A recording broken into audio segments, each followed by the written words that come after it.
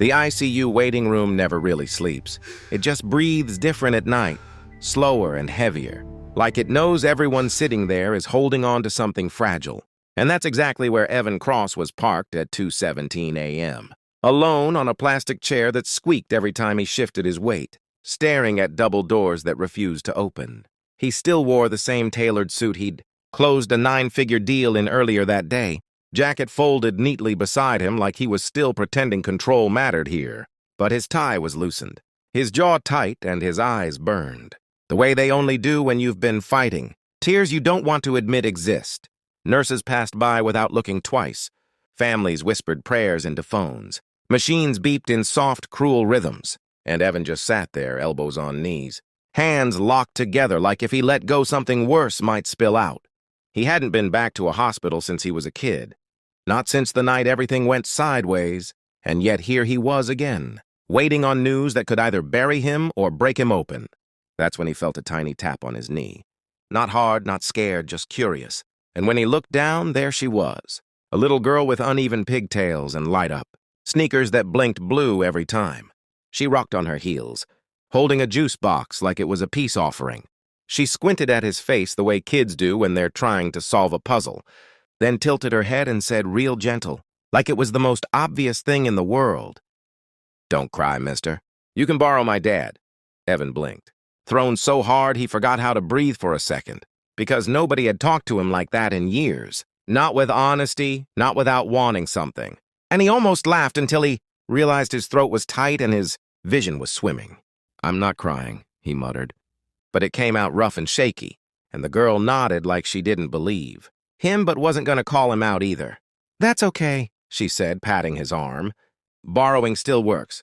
Her dad came hustling down the hall a second later, worry written all over his face, scrubs wrinkled, coffee stains on his sleeve. The look of a man who hadn't slept enough but still showed up anyway. "Lila, sweetheart," he said softly, crouching down. "You can't wander off like that." Then he looked up at Evan, already apologizing with his eyes. "I'm sorry about that. She's friendly." Evan shook his head, swallowed hard, and waved it off. "No, it's fine," he said, voice lower now, steadier, even though it wasn't. The dad smiled, tired but warm, and Lila beamed like she'd just fixed something important. "My dad's really good," she added proudly. "He sits with people when they're scared." Evan's chest tightened at that, at the way the man shrugged like it wasn't a big deal, like being there for strangers was just part of the job, part of who he was.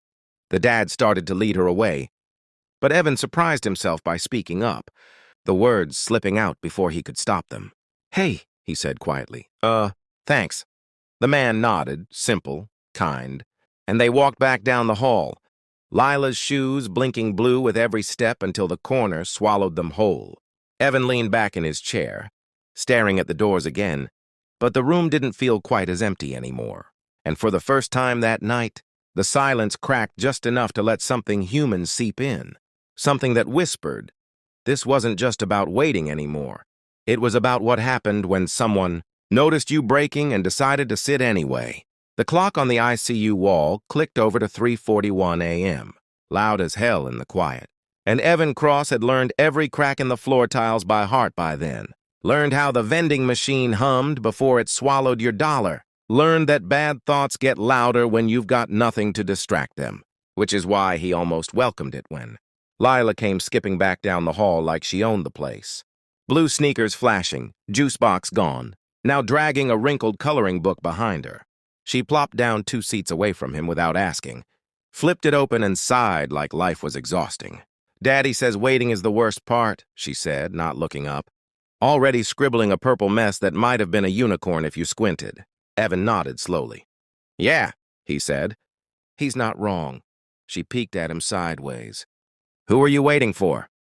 The question hit harder than it should have, because the answer was messy and unfinished, and full of things he hadn't said out loud in years. "Someone I should have shown up for sooner," he said finally, choosing the truth that hurt less. Lila accepted that like kids do, no judgment, just a nod. "My dad says people don't always mess up on purpose," she replied. "Sometimes they just get scared and run fast." Evan swallowed, because damn if that didn't land right where it hurt. Before he could answer, her dad appeared again, carrying 2 cups of bad hospital coffee like it was treasure. "I figured nobody survives this place without caffeine," he said, offering one to Evan. "I'm Mark." Evan took it, surprised by the simple kindness. "Evan," he replied. Their hands brushed, brief but grounding, and they sat there together, 3 strangers stitched together by a hallway that smelled like antiseptic and hope running low. Mark didn't ask Evan what he did for a living, didn't glance at his watch, didn't treat him like a problem to solve. He just sat, shoulders slumped, eyes tired, and talked about Lila's science project and how she thought frogs could understand feelings. Evan found himself laughing under his breath, the sound rusty but real, and when Mark mentioned he'd been pulling double shifts since his wife passed, something in Evan cracked open just enough to let respect rush in. This guy wasn't borrowing strength. He was built out of it. And Evan felt small in a way that wasn't humiliating, just honest. When a nurse finally pushed through the ICU doors and called Evan's name, the room seemed to tilt, and Mark was on his feet before Evan even realized he'd stopped breathing.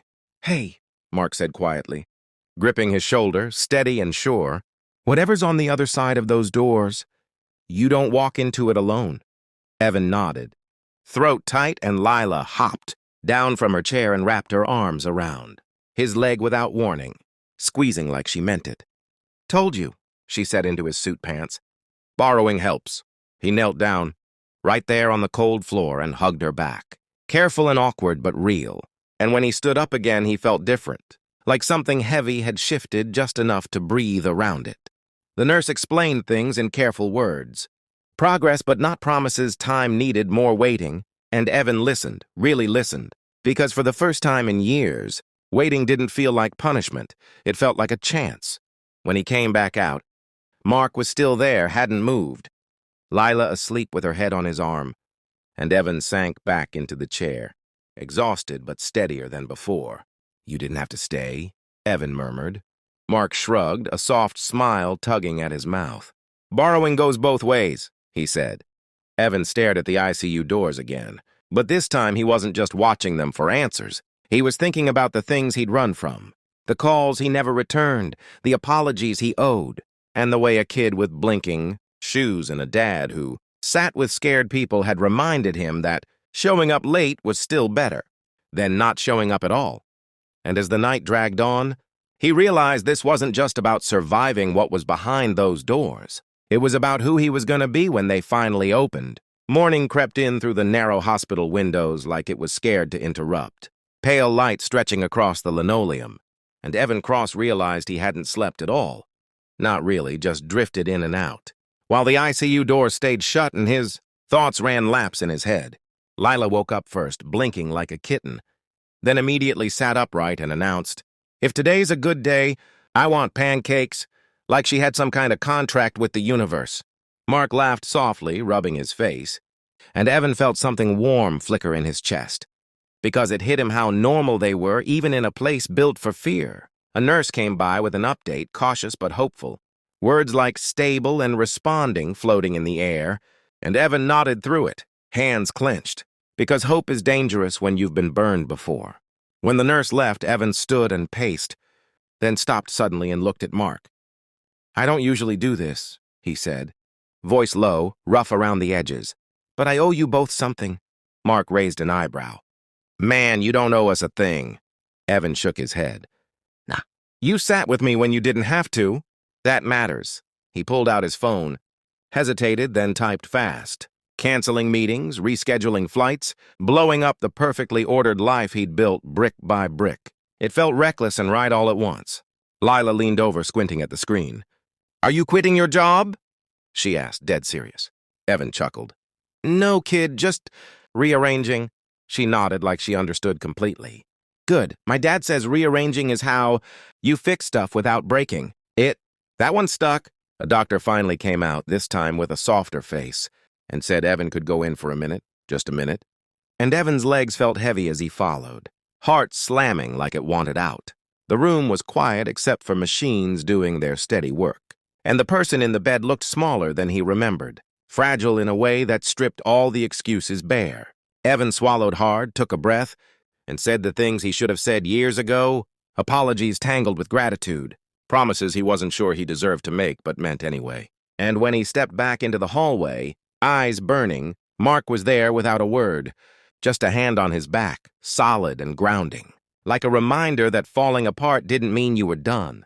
Later that afternoon, when the adrenaline faded and exhaustion set in, they found themselves in the hospital cafeteria, splitting fries and bad sandwiches, because hunger doesn't care about emotional breakthroughs. Evan watched Mark cut Lila's food into tiny, careful pieces, watched the way she leaned into him without thinking, and something twisted inside Evan's chest, not jealousy, just a deep, aching respect for the kind of love that shows up every damn day.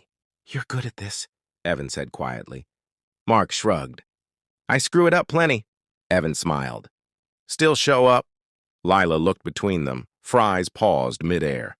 "You know," she said thoughtfully, "you don't look as sad as last night." Evan met her gaze. "That's because you lent me your dad." She grinned, proud as hell. "Told you it works." The announcement came later, soft but clear that visiting hours were over, but Evan didn't feel that familiar panic this time. He walked Mark and Lila to the exit, the automatic doors hissing open to a bright, noisy world that felt different now. Before they parted, Evan cleared his throat. "Hey, Mark, if you guys ever need anything, rides, help, whatever, I mean it." Mark studied him for a second, then nodded. "Same goes both ways." Lila stepped forward and hugged Evan again, quick and fierce. "Don't forget," she said, tapping his chest, "second chances are sneaky. They don't wait forever." Evan watched them walk away, hand in hand, and realized the truth. She'd just dropped on him wasn't something you read in a book or heard in a speech. It was something you lived, something you grabbed onto when it showed up in a hospital hallway at 3 in the morning, and as he turned back toward the ICU doors, heart steadier than it had been in years, he knew this story wasn't wrapping up yet. It was just getting to the part where he finally stopped running and started choosing who he wanted to be.